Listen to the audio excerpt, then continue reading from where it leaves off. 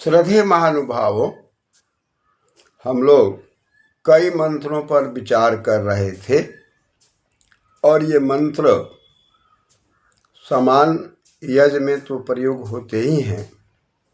विवाह संस्कार के अंदर दाम्पत्य जीवन को बढ़िया बनाने के लिए इन मंत्रों का प्रयोग किया जाता है, क्योंकि गृहस्थ ही सबसे महत्वपूर्ण आधार है।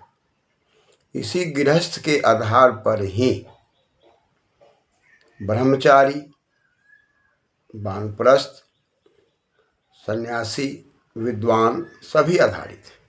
इसलिए गृहस्थ जीवन में यदि दाम्पत्य जीवन बढ़िया है तो इसके आधार पर सभी आश्रमों का पालन पोषण संवर्धन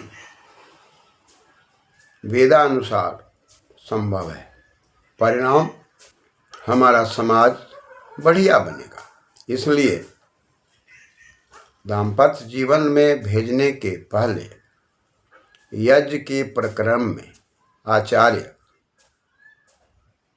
कंधे पर हाथ रखवाकर ये मंत्र बुलवाते हैं और कहते हैं कि भाई गृहस्थ तभी सफल है जब हम कंधे से कंधे मिलाकर चलें, और यदि दाम्पत्य जीवन दूषित है तो पुनः गृहस्थ जीवन से जो भी उत्तराधिकारी आएंगे वो सब के सब दूषित हो जाएंगे। इसलिए गृहस्थ और विवाह संस्कार का वैदिक शक्तियों में ज़्यादा से ज़्यादा महत्व है और इन्हीं शक्तियों पर हमें और आपको हर प्रकार से ध्यान केंद्रित करने का आदेश दिया गया है। ऋषि महर्षियों ने हमें गृहस्थ को ही बढ़िया बनाने के लिए संकेत किया है, लेकिन गृहस्थ में जाने के पहले वर और कन्या दोनों का हर प्रकार से व्यवस्थित और विकसित और संवर्धित होना आवश्यक है। इसलिए जिन मंत्रों की व्याख्या की जा रही थी वो मंत्र इस प्रकार से है। ओम भूर्भुवः स्वः अग्न आयुंसि पवसया सुओर्जमिषं चनः आर्यवाधस्वदुच्छुनां स्वाहा इदम् अग्नये पवमानाय इदन्ना मम। ओं भूर्भुवः स्वः अग्निरिषिः पवमानः पञ्चजन्यः पुरोहितः तमीमहे महागयं स्वाहा इदम् अग्नये पवमानाय इदन्ना मम। ओं भूर्भुवः स्वः अग्ने पवस्व स्वपायस्मे वर्चः सुवीर्यं दधत्रयिमयि पोषं स्वाहा इदम् अग्नये पवमानाय इदन्ना मम। ओं भूर्भुवः स्वः प्रजापतेन त्वदेतान्यन्नो विश्वा जातानि परिता बभूव यत्कामास्ते जुहुमस्तन्नो अस्तु वायं श्यामपतयोरयेणां स्वाहा इदं प्रजापतये इदन्ना मम। ओं भूर्भुवः स्वः त्वमर्यमा भवसि यत्कनीनां नाम सुधावन्यगुह्यं बिभर्षि अंजन्ति मित्रं सुधीतं न गोभिर्दम्पति सामनसा किर्णोषि स्वाहा इदम् अग्नये इदन्ना मम। ये 5 मंत्रों का विनियोग है और इन 5 मंत्रों पर हम लोग विचार कर रहे हैं। ये 5 मंत्र सार तत्व हैं और इन 5 मंत्रों पर विचार करते हुए आज हम लोग 5वां मंत्र पर विचार करेंगे। और इसके पहले वाले मंत्र में साफ स्पष्ट कहा गया है कि हम दोनों का जीवन पवमान होना चाहिए, पवित्र होना चाहिए। और पवित्र होने के लिए पुरोहित के बताए गए मार्ग पर, ऋषि के बताए गए मार्ग पर और अग्नि के बताए गए मार्ग पर। अग्नि से तात्पर्य है अग्रे नयति अग्नि, जो हमेशा हमें आगे ले जाने का प्रयास और प्रयत्न करते हैं, वो सब अग्नि है। अतः माता पिता बड़े बुजुर्ग जिन्होंने बड़ी श्रद्धा से हमें पाला पोसा और विद्या अध्ययन कराया, कन्या के घर पर कन्या का पालन पोषण माता पिता नाते रिश्तेदार बड़ी श्रद्धा से किए, संस्कार देने का प्रयास किया और वर के द्वार पर यानी कि पुत्र को माता पिता ने बड़ी श्रद्धा से पाला पोसा और हर प्रकार का संस्कार देने का प्रयास किया। अपने न खाकर भूखा रहना पसंद किया, अपने वस्त्र न पहनकर बाल बच्चों को वस्त्र पहनाया, संस्कार दिया, शिक्षा दिया और पढ़ाने का प्रयास किया। और संस्कार दे करके जब दोनों के दोनों पुत्र और पुत्री योग्य हो गए, तब उसे अपना घर बनाने के लिए एक पौधा लगाया।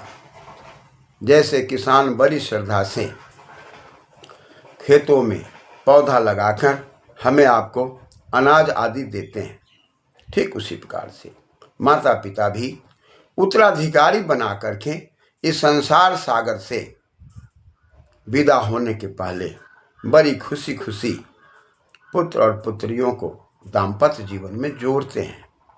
उस समय में आचार्य इन मंत्रों का पाठ करते हैं और पाठ करके कहते हैं कि तुम अग्नि के साक्षी में ही संवर्धित होवोगे, तुम्हारा वर्चस्व इन्हीं के साथ होगा। दरहत रहीम, तुम ऐश्वर्य तो धारण करोगे, लेकिन अपने नाते रिश्तेदारों का परित्याग करके नहीं करोगे, इसलिए इनको ले करके चलना है। अंत में 5वां मंत्र के अंदर कहा कि ओम भूर्भुवः स्वः। इसमें भी भूर्भुवः स्वः का विनियोग है, जैसा कि मैं आपको पहले बताया। भूर माने प्राणों के प्राण, भुवः माने दुखों को दूर करने वाले और स्वः माने स्वयं आनंद स्वरूप। वह परमात्मा आनंदमयी है, वह परमात्मा हमें और आपको कल्याण करता है। वो दुखों को दूर करने वाला है, वो हर प्रकार से हमें और आपको हर तरीके से व्यवस्थित करता है। वो परमात्मा हमें और आपको इस योग्य बनाता है जिससे कि हम सही दिशा को पा सकें। इसलिए यज्ञीय व्यवस्था से जोड़ता है, मंत्रों की व्यवस्था से जोड़ता है, गुरुकुलीय व्यवस्था से जोड़ करके प्रेरित करता है। कहा कि भाई वो प्रजा का पति है और आपका प्राण भी प्रजा का पति है, इसी प्राण के द्वारा हमारा आपका जीवन संचालित है। अतः हम हर प्रकार से प्रयास करते हैं कि अपने प्राण की शक्तियों को ठीक प्रकार से हम व्यवस्थित रखें, योगाभ्यास की रीति से, प्राणायाम की रीति से, और इस प्रकार आगे बढ़ते हुए इन मंत्रों के अंदर कहा कि भाई त्वम अर्यमा। अर्यमा का मतलब है जो लोग भी गतिशील है उस गतिशील में प्रधान, जो लोग भी अपने जीवन में आत्मिक उन्नति, शारीरिक उन्नति, बौद्धिक उन्नति, चारित्रिक उन्नति करने में लगे हुए हैं, उसमें जो सबसे प्रधान है वो अर्यमा है। तो कहा कि भाई आप दोनों के दोनों जो दाम्पत्य जीवन को स्वीकार करने जा रहे हैं, तो हम अर्यमा भवसी, तुम अपने समाज परिवार के प्रधान बन जाते हो। अभी तक माता पिता के द्वारा परिवार संचालित था, नाते रिश्तेदारों के द्वारा परिवार संचालित था।